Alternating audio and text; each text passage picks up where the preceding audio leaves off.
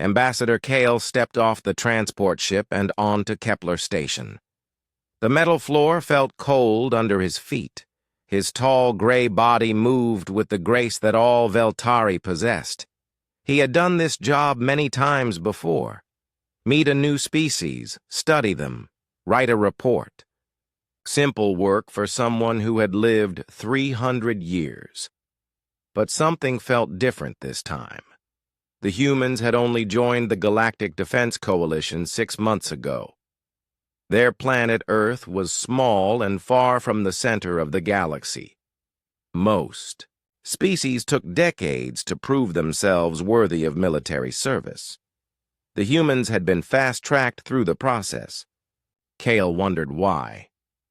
The station bustled with activity. Ships came and went. Soldiers from dozens of different species walked the corridors.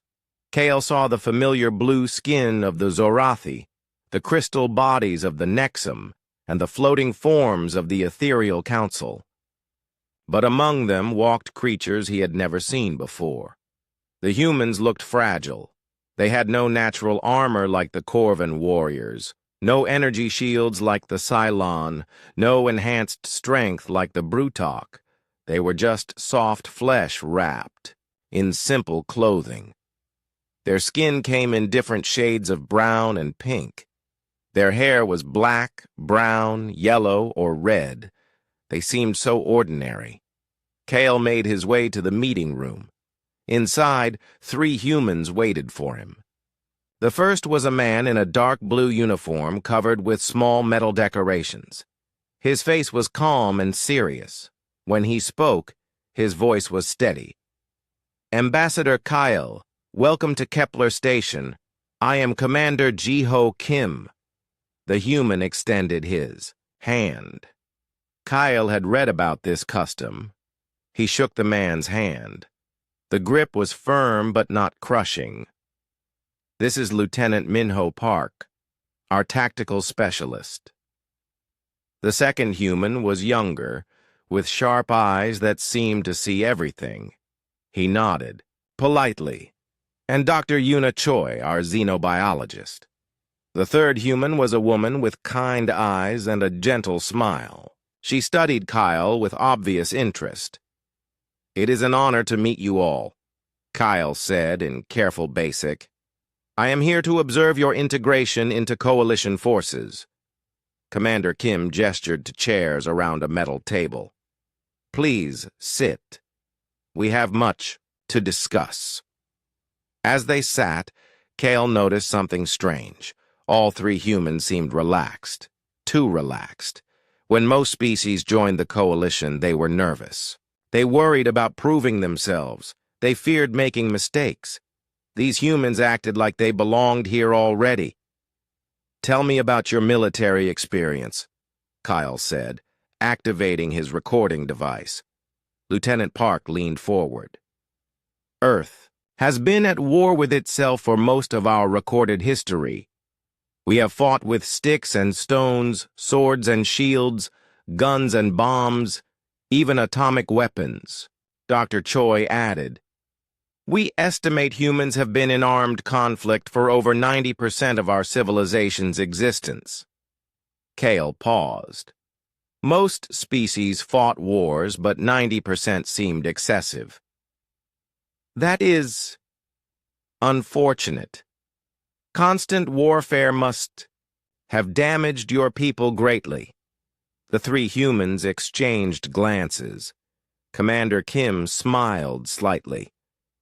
"Actually, Ambassador, we think it prepared us quite well for this job." "How so?" "War taught us to adapt quickly, to think under pressure, to work together when everything is falling apart." The commander's voice carried a strange pride. "Other species seem to view combat as something to avoid. We see it as something to master." Kale made notes on his data pad. This was unusual but not unheard of. Many warrior races took pride in their fighting abilities. "What about your technology?" he asked. "Your ships? Weapons? Armor?" Lieutenant Park shrugged. "Pretty basic compared to most coalition members. Our ships are slower than Veltari vessels.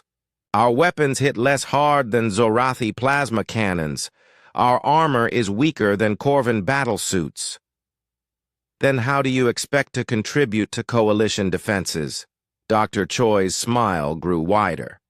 We make up for technological gaps in other ways, such as creativity, stubbornness, a willingness to try things other species won't. Kale frowned. These were not military advantages. Can you give me an example? Commander Kim stood and walked to the window. Outside, Kale could see the training grounds where soldiers from different species practiced combat maneuvers. Do you see the obstacle course down there? Kyle looked. A complex maze of barriers, traps, and moving targets sprawled across a large area. Soldiers were supposed to navigate it safely while avoiding simulated enemy fire. The record for completing that course was held by a Corvan team. They finished in 18 minutes with 0 casualties. Impressive. Yesterday, a human squad broke that record. Kale raised an eyebrow. How long did they take? 4 minutes, 37 seconds. Impossible. What shortcuts did they use? Commander Kim turned back to face him. They didn't go around. The obstacles. They went through them. When they encountered barriers, they blew them up. When they faced traps, they triggered them on purpose and used the explosions as cover. When enemy positions were too well defended, they flanked them by climbing walls that were supposed to be unclimbable. Kyle stared. That sounds extremely dangerous. It was. 3 team members were injured. 1 nearly died. And this is considered success? Lieutenant Park answered this time. Ambassador, the course was designed to test how well soldiers could avoid danger. Our people tested how well they could use danger as a weapon. Dr. Choi pulled up a video on her tablet. Would you like to see the recording? Kale nodded, though he was beginning to feel uncomfortable for reasons he could not name. The video showed 5 humans in basic armor charging through the course.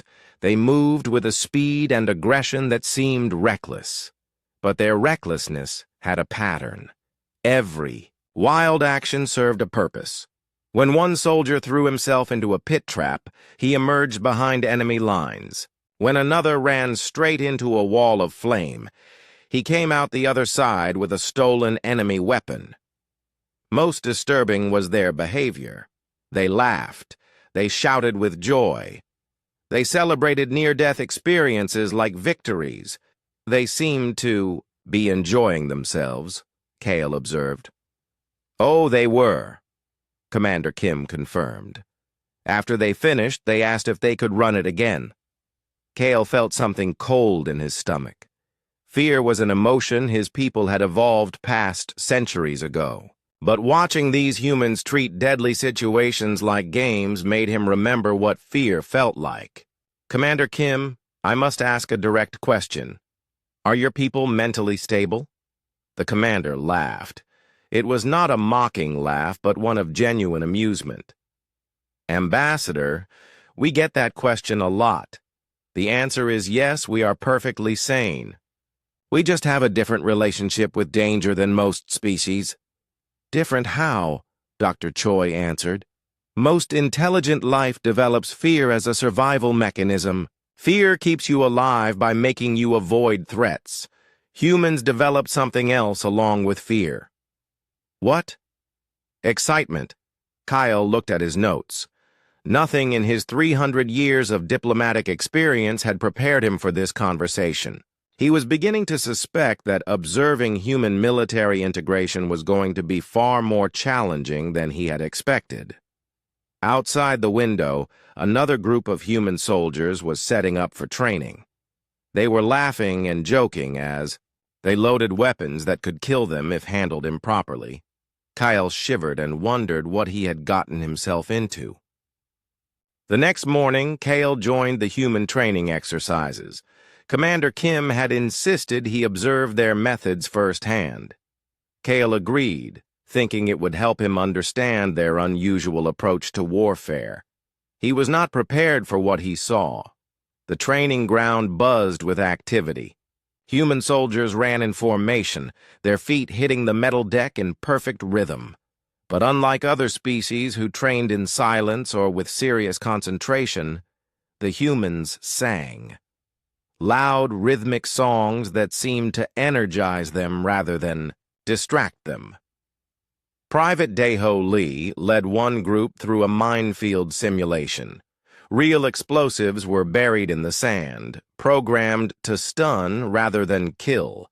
Most species would move carefully, testing each step. Daeho ran through the field at full speed, laughing every time a mine exploded near his feet. "Is he trying to get himself killed?" Kyle asked Lieutenant Park. "No, he's trying to learn the blast pattern. Watch." Daeho triggered 3 more mines, then suddenly changed direction. He had memorized where the safe path lay. Other soldiers followed his route, moving fast and confident. What should have taken an hour was completed in 10 minutes. "Efficient," Cale admitted. "But why does he laugh when nearly blown up?" "Adrenaline," Dr. Choi explained. She had joined them to observe Cale's reactions.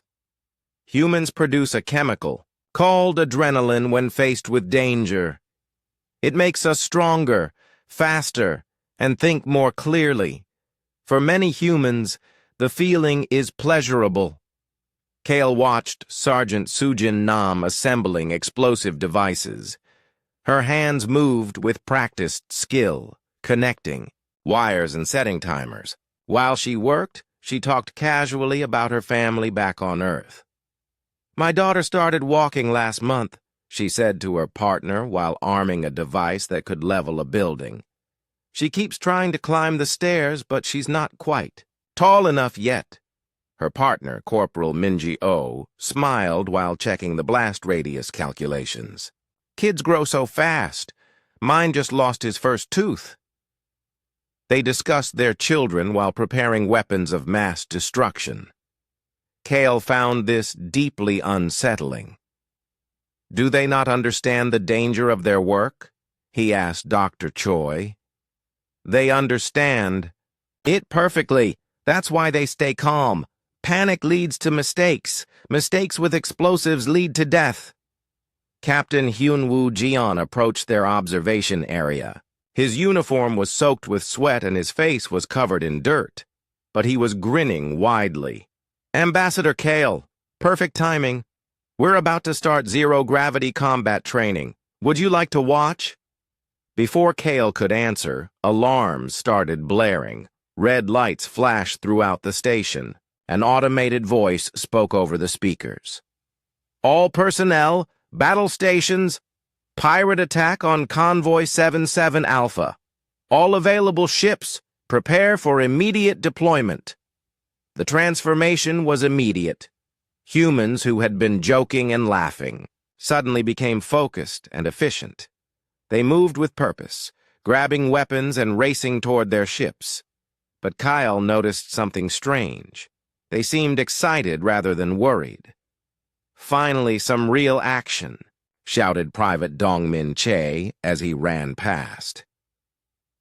Commander Kim appeared at Kyle's side. "Ambassador, we're deploying to assist the convoy. Would you like to observe from our command ship?" Kyle nodded, though he was beginning to wonder if he was making a mistake. The human ship determined was smaller than most coalition vessels, but it hummed with energy. The crew moved quickly to their stations, checking systems and preparing for combat. Captain Soman Park commanded the bridge with calm efficiency. "Pirate force consists of 12 raiders," reported the tactical officer. "They're using standard hit-and-run tactics. 3 coalition ships are already engaging, but they're outnumbered." Captain Park studied the display. "Options? Standard protocol would be to wait for reinforcements," Lieutenant Wanho Bay replied. "The pirates have superior numbers and position." What about non-standard options? Lieutenant Bay smiled. We could attack immediately, catch them while they're focused on the convoy. Odds of success? About 30%. Kyle expected the IASTE captain to wait for better odds. That was what any sane commander would do. All ships, prepare for attack run, Captain Park announced. We're going in. Kyle gripped his chair as the ship accelerated toward the battle. Around him, human crew members prepared for combat with an energy that seemed almost joyful. Weapons. Officer Yejin Ko was humming while charging the ship's cannons. Navigation Officer Beomgyu Shin was actually smiling as he plotted their approach through a field of hostile fire. Captain, Kale said carefully, are you certain this is wise? The odds are not favorable. Captain Park looked at him with bright eyes. Ambassador, humans have never been much good at following odds. We prefer to change them. The battle was unlike anything Kale had ever seen. Human ships moved in patterns that seemed random, but proved to be carefully coordinated. They took risks that made Kale's artificial heart race. When pilot Heun Lim flew directly through a pirate formation to give his gunners clear shots, Kale thought he was witnessing suicide. Instead, he watched 4 pirate ships explode in brilliant flashes. "Direct hit!" shouted weapons specialist Jae-hyun Kim. 4 down, 8 to go. The humans cheered. They were celebrating in the middle of deadly combat. The tide of battle turned quickly. Pirate ships, designed for attacking helpless merchants, were not prepared for enemies who attacked back with such aggressive joy. Within minutes, half the pirate force was destroyed or fleeing. Convoy 77 Alpha reports all clear, announced Communications Officer Nayoung Park. Minimal damage, no casualties. The bridge erupted in celebration.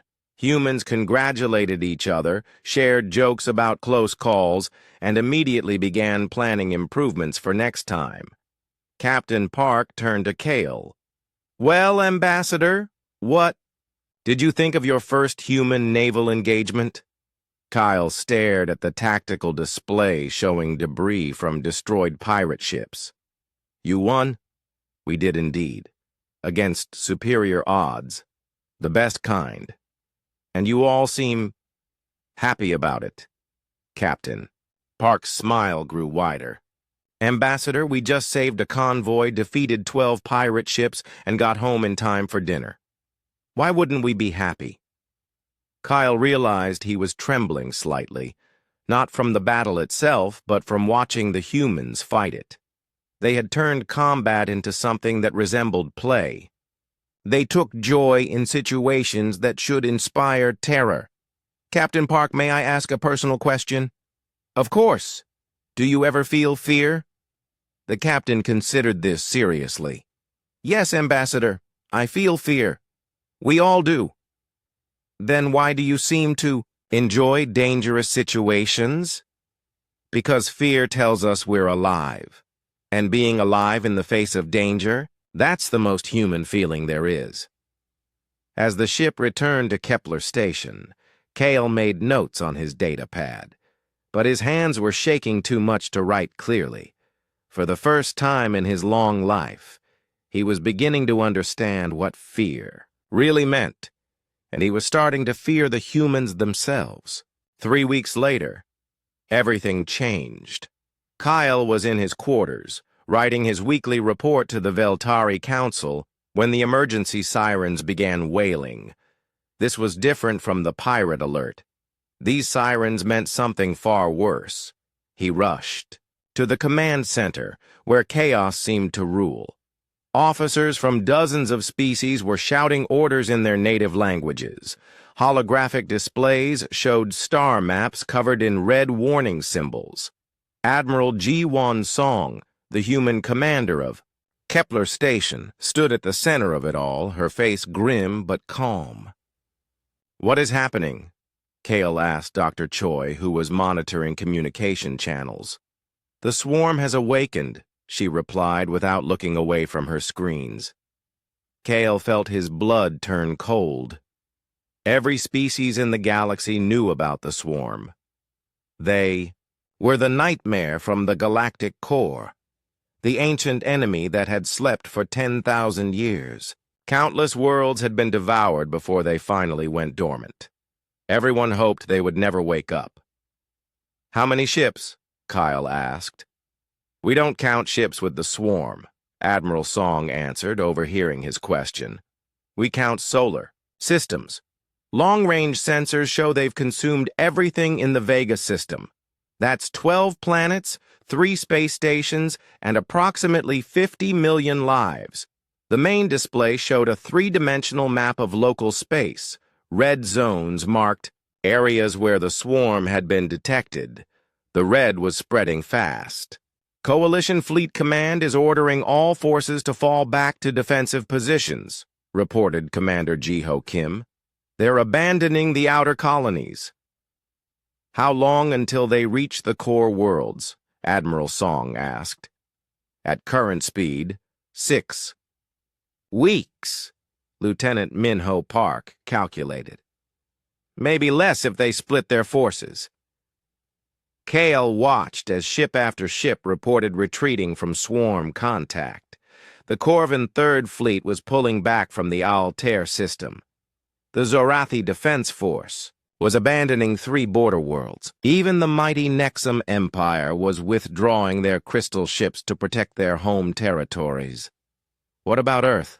Dr. Choi asked quietly. Admiral Song's jaw tightened. "Earth is directly in their path. If current projections are correct, they'll reach our solar system in 4 weeks. The room fell silent. Kyle had studied human attachment to their homeworld. Unlike many species who spread across multiple planets, humans still considered Earth their true home. The thought of losing it would devastate them. But when Kale looked around the command center, he saw something unexpected. The humans weren't panicking. They weren't even particularly upset. Colonel Tae-hyun Lim was humming an old Earth song while studying tactical reports. Major Somin Park had actually started sharpening a primitive knife, the metal blade gleaming under the lights. "Admiral," Commander Kim reported, "Coalition Command is requesting our withdrawal to the Beta Line. They want all human forces to help defend the core worlds." Admiral Song studied the star map for a long moment. "Signal Fleet Command. Tell them we respectfully decline." "Admiral?" Commander Kim looked surprised. "We're not retreating. We're going to stop them here." The command center erupted. Officers from other species began arguing loudly. The Veltari liaison, Commander Zeth, stepped forward. "Admiral Song, with respect, this is suicide. The swarm cannot be stopped by conventional forces. The wisest course is strategic withdrawal." Admiral Song turned to face the room. "Commander Zeth, how many worlds has the swarm consumed in the past 3 weeks?" 47 confirmed, Zeth replied reluctantly. "And how many have been successfully defended?" "None." "Then clearly conventional wisdom isn't working." Kale watched the faces of the human officers. They were nodding in agreement. More disturbing, they looked eager. "Admiral," Captain Wonho Bay said from his position at the tactical station, "long range. Sensors are picking up the swarm's advanced scouts. They'll be in sensor range within 6 hours. "Excellent," Admiral Song replied. "Signal all human vessels. We're going to give them a welcome they won't forget." As the meeting dispersed, Kyle approached Dr. Choi. "I must ask, are your people planning to die heroically?" She looked at him with surprise. "Planning to die? Ambassador, we're planning to win. Against the swarm? The enemy that has never been defeated?" "Exactly. They've never faced humans before." That evening, Kale found himself aboard the human flagship Indomitable. Admiral Song had invited him to observe their preparations. What he saw defied everything he knew about military logic. The humans were preparing for a suicide mission, but they acted like they were planning a celebration. Sergeant Sun Ho Kim was teaching younger soldiers traditional Earth war songs. The lyrics spoke of impossible odds, last stands, and glorious defeats that somehow became victories. Lieutenant Yunji Yang was distributing small metal tags to her squad. When Kale asked about them, she explained they were called dog tags, identification markers worn in case a soldier's body couldn't be recognized after battle. Morbid, Kyle observed. Practical, she corrected, but also traditional. Human soldiers have worn these for centuries. Private Dong Min Chai was taking bets on how long they would survive the coming fight. The odds ranged from minutes to maybe an hour if we're lucky. Everyone was laughing. Do they not understand they're about to die? Kyle asked Admiral Song. They understand perfectly, she replied. They also understand something else. Sometimes, when you're facing certain death, that's when you discover what you're truly capable of. The swarm arrived ahead of schedule. Long-range sensors detected them first. A dark mass that blotted out the stars. Ships by the thousands, maybe tens of thousands. Each one was a living creature bred for war, covered in armor that could deflect, energy weapons, and equipped with weapons that could crack planets. Admiral, Commander Kim reported, his voice steady despite the impossible odds. Swarm Advance Force consists of approximately 12,000 combat units. They're moving in a standard consumption pattern. How many ships do we have? Admiral Song asked. 47 human vessels, plus 12 coalition ships that refuse to retreat. Kale did the math in his head. 59 ships against 12,000. It wasn't just suicide. It was meaningless. But Admiral Song smiled. Perfect. They'll underestimate us. She activated the fleet communication system. All ships, this is Admiral Song. Today we face an enemy that has devoured worlds. They expect us to run, to hide, to beg for mercy. Instead, we're going to teach them something new. On the main screen, Kale could see the human fleet spreading into attack formation. Small, fragile ships moving toward an enemy that outnumbered them 200 to 1. What are we going to teach them? Admiral Song continued. We're going to teach them to fear. The humans cheered. Every ship, every crew member, every soldier facing certain death raised their voices in a battle cry that echoed through space. And for the first time in his 300-year life, Kyle truly understood what terror felt like. Not fear of the swarm, but fear of the humans who were about to fight them. The battle began at dawn. Ship time. Kale stood on the bridge of the Indomitable, watching the main display as thousands of swarm ships approached. Each enemy vessel was the size of a city, their dark hulls pulsing with bioluminescent patterns that spoke of hunger and death. The human fleet looked like insects in comparison. All ships, weapons free, Admiral Song commanded. Remember, we're not trying to win a fair fight. We're trying to make them think twice about picking on humans. The first wave of swarm ships opened fire. Beams of destructive energy reached across space, designed to cripple enemy vessels and prepare them for consumption. Standard coalition doctrine was to maintain distance and engage with long-range weapons. The humans did the opposite. All ships, full speed ahead, Admiral Song ordered. Take us into the heart of them. Kyle gripped his chair as the Indomitable accelerated directly toward the enemy fleet. Around them, human ships followed suit, diving into the mass of swarm. Vessels like predators attacking prey. "Admiral," Cale said, his voice higher than usual, "surely this is not optimal tactics." "Optimal?" Admiral Song laughed. "Ambassador, optimal is for species that fight wars they expect to survive. We fight wars we expect to win."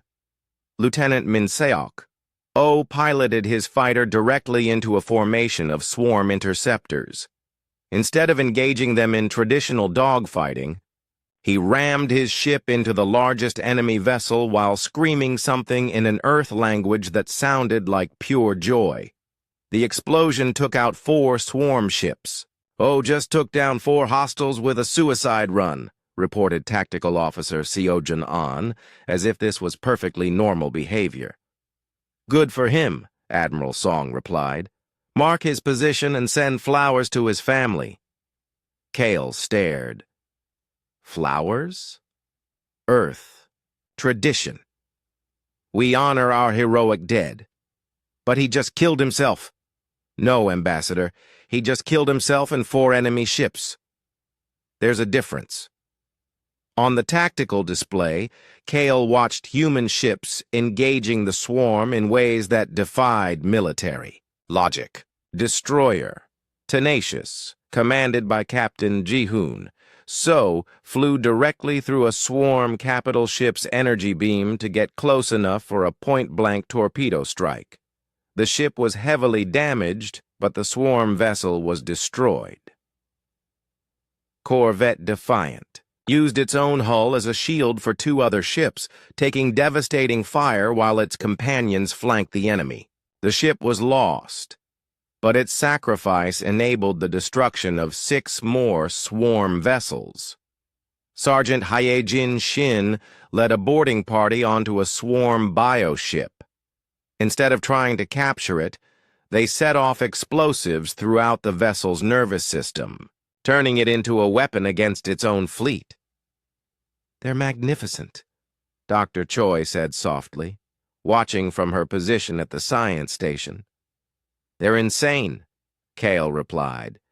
"Perhaps, but they're also winning." Kyle looked at the tactical display. Again, it was true.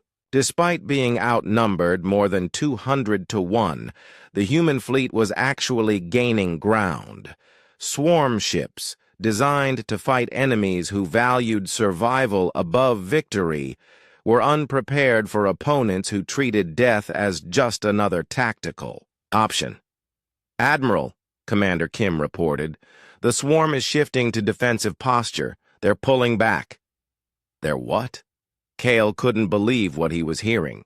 "Pulling back," Admiral Song confirmed. "The swarm doesn't understand what we're doing. They're used to enemies who run when faced with superior force. We're doing the opposite." Private Dongmin Che's voice crackled over the communication system. From his fighter, "Admiral, requesting permission to ram that big ugly one on the left." "Permission granted, Che. Make it count." "Roger that. This one's for Earth." Kyle watched another human pilot sacrifice himself to destroy an enemy ship 10 times his size. The explosion was visible even from their distance. "Why?" he asked Dr. Choi. "Why do they keep doing this?" "Because it works," she replied simply. "And because that's who we are." The tide of battle was turning. Swarm ships, faced with an enemy that seemed to become more dangerous as losses mounted, began to withdraw from the engagement zone. Their tactical patterns, evolved over millions of years, had no response to an opponent that weaponized its own. "Mortality! Swarm fleet is breaking off," Tactical Officer An reported. "They're retreating to the outer system." "Retreating?" Cale repeated. "The swarm is retreating?" "First time in recorded history," Admiral Song confirmed. "Congratulations, Ambassador. You've just witnessed humans do the impossible." But the victory came at a terrible cost. Of the 59 ships that began the battle, only 18 remained functional. The human fleet had lost more than 60% of its strength, yet the survivors were celebrating. "All remaining ships, this is Admiral Song," she broadcast. "Well done, people. You've just taught the galaxy's oldest nightmare to feel fear." Cheers echoed through the communication channels. Damaged ships with wounded crews celebrated as if they had won the greatest victory in galactic history. "Admiral," Kale said quietly, "you lost most of your fleet." "No, Ambassador, we lost some ships. But we saved Earth, we saved the outer colonies, and we proved something important." "What?" "That the swarm can be beaten. Every species in the galaxy is going to hear about this battle. They're going to learn that these ancient monsters can be made to run." Commander Kim approached the Admiral's position. "Long-range sensors show the swarm fleet is continuing to withdraw. They're leaving the system entirely." "Excellent. Signal Coalition Command. Tell them the threat has been neutralized." "What should we say about our methods?" Admiral Song smiled. "Tell them we used standard human tactics." As the Indomitable began rescue operations, Kale found himself studying the faces of the surviving crew members. They showed no regret for their fallen comrades. Instead, they spoke of their dead with pride and admiration. They treated their sacrifice as the highest honor. "Dr. Choi," Kale said, "I need to understand something. Your people seem to view death in battle as desirable." "Not desirable," she corrected. "Acceptable. There are things more important than individual survival, such as protecting others, defending our homes, proving that tyranny and terror can be defeated." She looked at him seriously. "Ambassador, your species evolved beyond fear. Ours evolved beyond the fear of death. Do you see the difference?" Kale thought about this as he watched human rescue teams risk their lives to save wounded comrades. They had turned the galaxy's most feared enemy into fugitives, but the price they paid, and their willingness to pay it, terrified him more than any swarm ship ever could. "Yes," he said finally, "I think I do see the difference. And I think that frightens me more than anything I've ever encountered." 2 weeks after the battle, Kyle sat in his quarters trying to write his final report. The words would not come. How could he explain to the Veltari Council what he had witnessed? How could he make them understand that humanity's greatest weapon was not their technology or their numbers, but their willingness to die for what they believed in? A soft knock interrupted his thoughts. "Come in," he called. Commander Seojun An entered, carrying a medical kit and wearing a friendly smile. His left arm was in a metal brace from injuries sustained during the battle, but he moved with the same casual confidence Kyle had observed in all humans. "Ambassador, I wanted to check on you before my shift. Dr. Choi mentioned you seemed distressed." Kyle gestured to the chair across from his desk. "Commander An, may I ask you a personal question?" "Of course." "During the battle, when you reported Lieutenant O's death, you seemed almost pleased. Why?" An considered this carefully. "I wasn't pleased that he died, Ambassador. I was pleased that he died well. I do not understand the difference. Lieutenant O could have fled. He could have stayed at safe distance and fired long-range weapons. Instead, he chose to sacrifice himself to save others. In human culture, that makes him a hero, but he is still dead." "Yes, but his death had meaning. It protected his comrades and helped win the battle." An leaned forward. "Ambassador, what happens to Veltari when they die? We are gone. Our consciousness ends. Same with humans. But before we're gone, we get to choose what our final act means. O chose to make his death count for something. Dr. Choi entered without knocking, a habit Kale had learned was common among humans. She carried a data pad and looked excited. Ambassador, I have news that might interest you. The Coalition has received reports from across the galaxy. The swarm is retreating from all fronts. Kale looked up sharply. All fronts? 12 systems where they had been advancing. All swarm forces are pulling back toward the Galactic core. Fleet Command thinks our battle showed them that resistance was possible. One battle caused this? Commander An smiled. Word travels fast, Ambassador. Every species in the galaxy heard that 59 ships defeated 12,000 swarm vessels. They're starting to believe the swarm can be beaten. The Corvan Empire has pledged 300 ships to retake the Vega system, Dr. Choi continued. The Zorathi Defense Force is organizing assault fleets. Even the Ethereal Council is contributing resources. Kale felt dizzy. Because of what? The humans did? Because of what the humans proved was possible, Dr. Choi corrected. Before our battle, everyone thought the swarm was invincible. Now they know better.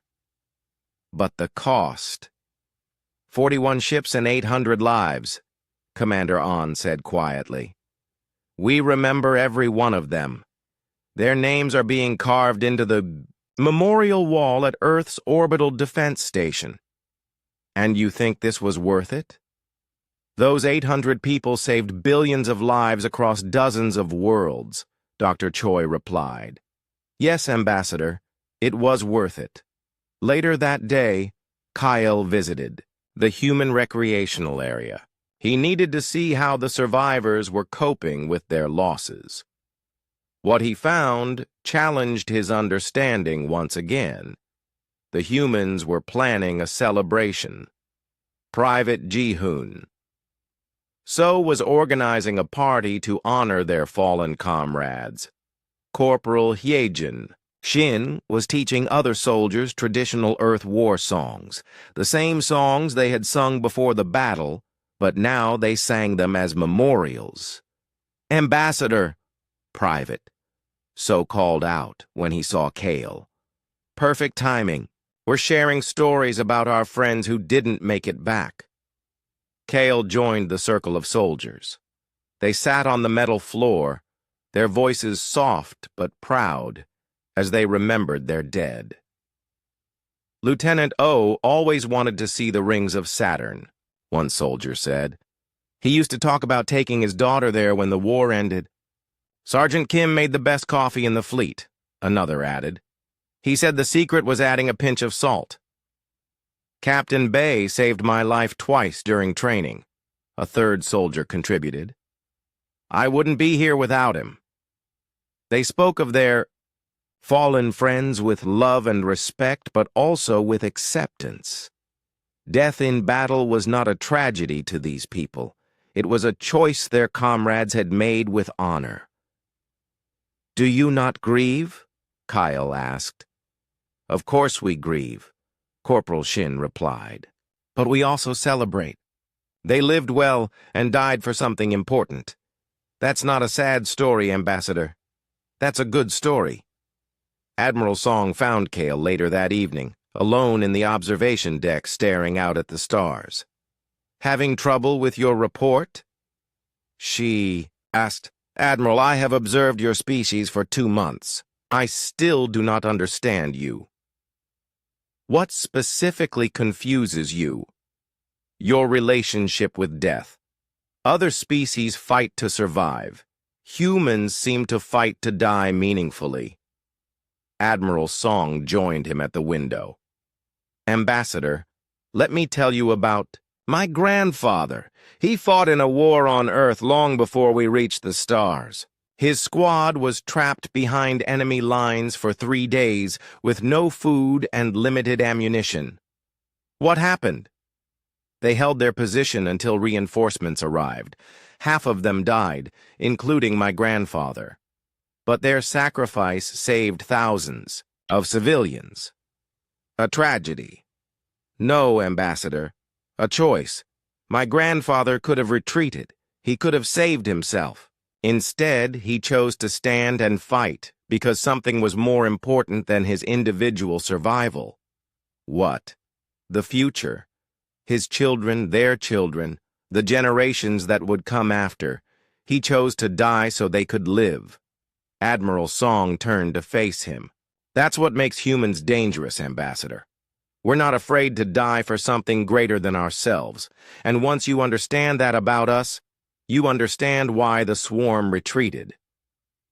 Because they had no response to such tactics. Because they finally faced an enemy that scared them more than they scared us. The next morning, Kale transmitted his final report to the Veltari Council. It was not the analysis he had intended to write. Recommendation: humanity should be granted full coalition membership and command authority in all future conflicts. Not because they are superior warriors, but because they possess something no other species has demonstrated: the ability to turn certain defeat into impossible victory through sheer force of will. I have witnessed humans do the mathematically impossible. They have made the galaxy's oldest nightmare flee in terror. They have turned suicide into strategy and death into victory.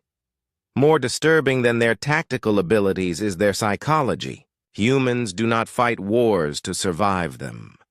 They fight wars to win them, regardless of personal cost. This makes them more dangerous than any weapon, more valuable than any technology, and more terrifying than any enemy.